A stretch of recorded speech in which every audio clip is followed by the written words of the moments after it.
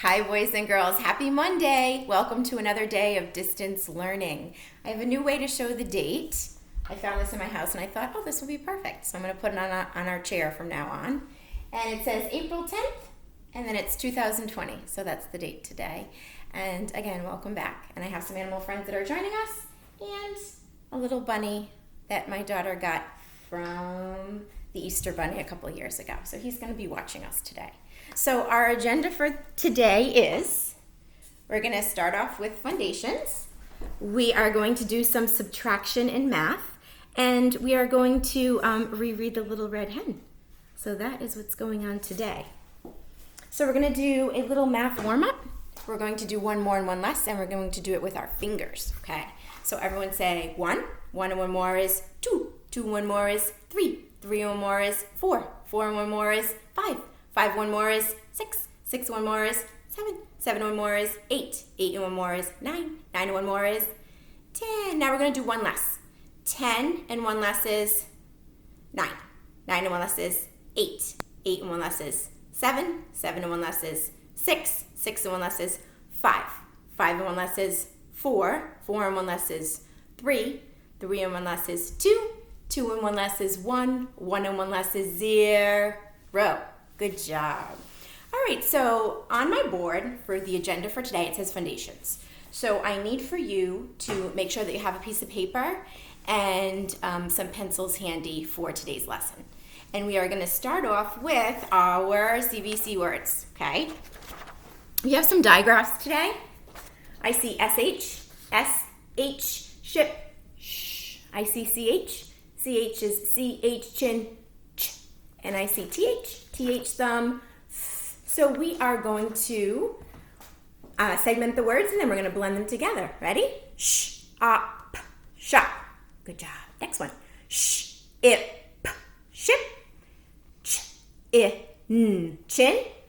Ch, at, chat. D, thud. And thin. Good job. So my digraph, so when we have two consonants together that make a different sound, okay? So the first one is sh, up, shop. The second one is sh, ip, ship. All right, awesome.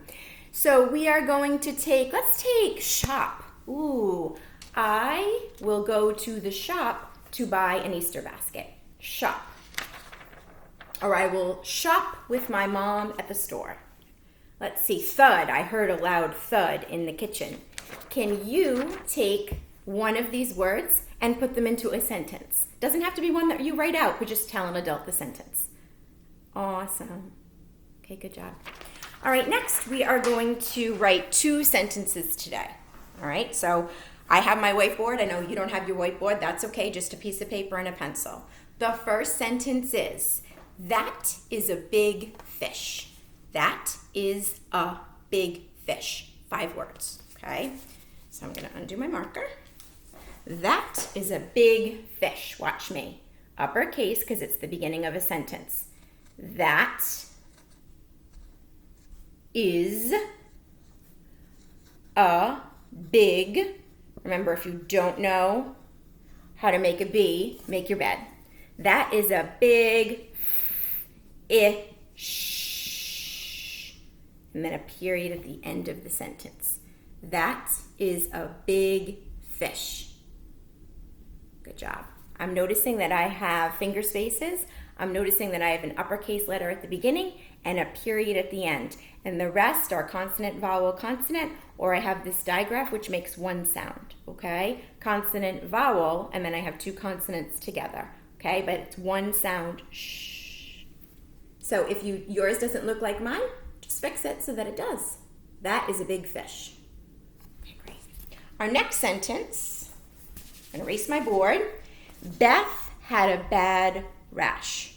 Beth had a bad rash. Also 5 words. Beth, uppercase B because it's the beginning of a sentence. It's also someone's name. Beth had a bad rash. Again with that B and the D. Be careful. Beth had a bad rash. Period at the end because it's a telling sentence. Uppercase letter at the beginning. Tap out all the sounds that you hear in your CVC words because had is not a popcorn word, but you need to tap it out. Had a bad bad. And you can figure it out because you know all your letters and all your sounds. So if it doesn't look like mine, copy it so that it does. Good job. Awesome, boys and girls. Okay, next, I need to get my agenda. So foundations, we did. Now we're on to math subtraction. Okay. I just need you to look. I know you don't have this paper in front of you, but I just want to make sure the lighting was a little bright last time I recorded it, so I'm actually doing it again. But I want to make sure that you can see the paper, okay? I know there's the sunlight, it's very bright, but I think you're going to get the idea once you see what I'm doing, even if you can't make out the pictures exactly. So it says the first problem for subtraction is the cat ate 3 mice. Cross out 3 mice. Write how many are left, how many remain, okay? Left, that's a word for subtraction, okay? We are taking away. Now in math, we can't erase the pictures, okay? Some boys and girls will say, oh, we can just erase to show that they've gone away. But we still want to see it. But what we're going to do is we're going to make an X on it. So we know that they were once there, but then they've gone away. And we're going to start with the last one, not the first one, boys and girls. The last one we're going to X out. And it says that cross out 3 mice. So 1, 2, 3, and 1 remains. So I'm going to put 1 in the box. The next one says the fish ate 2 worms. Cross out 2. So I'm going to cross out 2 from the back. And 3 remain or are left. The frog ate 5 flies. So yummy. 1, 2, 3, 4, 5. He has 2 left. There's a monkey, and he really likes his bananas. He ate 4 of them. So I'm going to X out 4 to show that they have gone away. I am taking them away. And 4 remain or are left. All right. So now on the back of my map, I have a problem task for all of you. So turn your paper over again that you were working on from Foundations, and you're going to listen to the problem. Listen to it first. Draw 6 balls. The boy kicked 3 balls down the hill. How many balls does he have left? So make 6. 1, 2, 3, 4, 5, 6. Okay? Now I arranged mine in the 10 frame. You don't have to do that yet, but we are going to be getting to this point where you're putting it in the 10 frame to represent the number. If you put them in one long line, that's fine. Okay, just make 6. What I don't want you to do is this. That. I don't want you to do that. It's not neat, it's not organized, it's not a good way to show your thinking. So I'm just going to erase that. You want to keep it nice and neat and small. Okay, not so big. Now it says that he kicked 3 of the balls down the hill. So we need to show that they've gone away. So I'm going to X from the back. 1, 2, 3. And then I can see visually that 3 remain. I'm going to put 3 right there.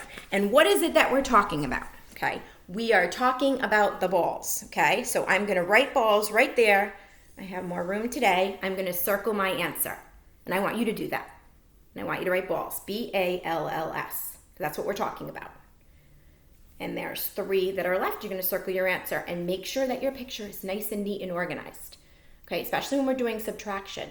Because if it's super unorganized, the picture's not going to help you solve the problem. Okay, it might be, you might get it wrong, might be inaccurate because it's just so messy you can't tell you can't see your work well. Okay, so nice and neat. Okay, good job, boys and girls. All right, awesome. So that's subtraction for today. Subtraction, done. All right. Next is the Little Red Hen. So I know that we listened to the story once, and I talked about retelling the story to an adult. But I was thinking about it, and I was thinking, maybe parents don't know what a good retelling entails and what I mean by that. So I wrote out an example of my retelling of the Little Red Hen. But first, I'm going to take some vocabulary words from the story, and I'm going to show them to you, okay? So here are some words that are mentioned in the story, and I just kind of made a little list for you, and then we're just going to go over it, because these are words that you may not have heard before, and you may be unsure of. So the mill is a place where you go to grind wheat kernels into flour. The miller is a person who grinds the wheat. To thresh the wheat means to separate the part of grain that you eat from the part that you don't eat. And then I did like a little diagram there. I tried my best. So you take kind of those kernels off by hand. If you do it by hand, it takes a lot. It takes a really long time to do it. But that's what it means, okay, to take them off. Okay, good. All right, so my retelling of the story goes like this. I did kind of write down some notes. I wanted to make sure I didn't forget anything. So I'm retelling it. I'm basically summarizing it in my own words. That's what the retelling means. Okay, once there lived a little red hen. She lived on a farm with a cow, a horse, and a cat. In the springtime, the farmer was busy planting fields. The little red hen found some seeds of wheat. Then she asked her friends for some help. Who would help her plant the wheat? Who would help her cut the wheat, take it to the miller, and then make it into bread? But they all replied no. They would not help her. They were all too busy. So she decided to do it all herself. So next, after she was able to get the flour from the miller, she made it into bread. She cooked it, and it smelled delicious, and all the animal friends wanted some. So lastly in the story, after she baked the bread, she asked her animal friends who would like some, and they all said that they would, but she didn't want to share. She was feeling like she did all the work, and she didn't want. She wanted to have it all to herself. She was not willing to share. She kind of thought maybe that she did want to share, but then she was like, you know what? I did all this work. I'm going to enjoy it all by myself with a nice cup of tea. And that's what she did at the end of the story. So that's my retelling, and that's what I mean when I say to retell the events in the story. It means to summarize the story in your own words using as many transitional words as possible. For example, first, then, next, last, finally. Those are examples of transitional words that we expect kindergartners to use. Of course, not all of them, and their retelling may not be as long, but that's what a good retelling entails. So, without further ado, we are going to listen to the Little Red Hen, and then we're going to do another retelling at the end of the story that you're going to do for your parents, okay? So really listen to the story. Maybe you missed some details the first time I read it, and you can get them on the second read, okay? That's why we always listen to stories more than once in kindergarten, because there's more information that we can get from the story that we may have missed. The Little Red Hen. Okay. Once upon a time, a little red hen lived on a farm with a dog, a pig, and a cow. The little red hen grew flowers to make special teas. The dog, the pig, and the cow lazed about in the warm sun. They ate and slept and watched the little red hen work in her garden. The little red hen scratched the ground every morning looking for her breakfast. One day she dug up some grains of wheat. Look, she squawked to the other animals, if we plant this grain, we will have bread for our tea. She's all excited about it. Who will help me plant the grain? Asked the little red hen. Not I, said the dog. I am gnawing this bone. Not I, said the pig. I'm stirring the mud. Not I, said the cow. I'm swatting flies with my tail. The little red hen sighed a little sigh. I guess I'll have to plant it myself, she said. And she did. All summer long, the little red hen watered and weeded her wheat. But the dog, the pig, and the cow always said that they were too busy to help.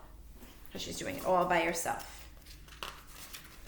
By the end of the summer, the wheat stood tall and golden. It was ready to be cut and threshed. Talked about that vocabulary word. Who will help me cut and thresh the wheat? The little red hen asked the other animals. Not I, said the dog. It's nap time. Not I, said the pig. There are new apples to eat. There are new apples to eat in the orchard. Not I, said the cow. I'm chewing my cud. The little red hen sighed a big sigh. I guess I'll have to thresh it myself, she said. Remember what I said about that being a lot of work to do it by hand, and it would have been really helpful if our friends stepped in and kind of helped out. She cut the wheat with her sharp beak. Then she tied it into bundles and took loose all the grains. So there, all the loose grains are going inside the wheelbarrow, okay? That's what she's going to take to the miller to grind into flour. The little red hen loaded the wheat grains into a wheelbarrow. It would be nice to have some help pushing this to the mill, she thought. But again, all her friends are busy. Who will help me take the grain to the mill? The little red hen asked the other animals. Not I, said the dog. I have to guard the farm. Not I, said the pig. I can't walk that far. Not I, said the cow. I would get lost. The little red hen humped a little hump. I guess I'll have to take it myself, she said. And she did. At the mill, the miller poured the grain between the mill stones. The stones turned it round and round, grinding the grain into soft, powdery flour. And there's the miller. He's grinding it into flour. That's his job, boys and girls. The road back to the farm was dusty, and the wheelbarrow was heavy. But the little red hen forgot her tired wings every time she imagined how scrumptious her fresh baked bread would taste. So she's just thinking about that bread. When she got back to the farm, she asked the other animals, who will help me bake some bread? Not I, said the dog. I don't know how to cook. Not I, said the pig. I have to curl my tail. Not I, said the cow. I'm too big for the kitchen. The little red hen humped a big hump. I guess I'll have to bake it myself, she said. And she did. The little red hen made bread dough by mixing the flour with some salt, water, and yeast. Do you like to cook, boys and girls? I do. After the dough rose, she put it in the oven to bake. Soon, a warm, fragrant smell filled the farmyard. The little red hen pulled the loaf out of the oven. The outside of the bread was crusty and golden brown. The little red hen knew the inside would be white and chewy and delicious. Who will help me eat the bread? The little red hen asked the other animals. I will, said the dog. Watching the farm is hungry work. I will, said the pig. That wonderful smell makes my mouth water. I will, said the cow. I'm finishing with my nap. The little red hen shook her head. No, you won't, she said. I'm finished with my nap. So they all want to come. She's like, nope. Why not? Asked the other animals. You would not help me plant the grain, said the little red hen. You would not help me cut and thresh the wheat. You would not help me take the wheat to the miller. You would not help me bake the bread. So you are not going to help me eat the bread either. I will eat the bread all by myself and with a cup of nice tea. And she did. I hope that you liked the second reading of that story, boys and girls. I'm hoping that you heard other details that you may have missed from the first reading, and you're really ready to do that retelling with the parent. Okay, so just try your best, and maybe next time we'll act out some of the story. Okay, so stay tuned. Bye, boys and girls.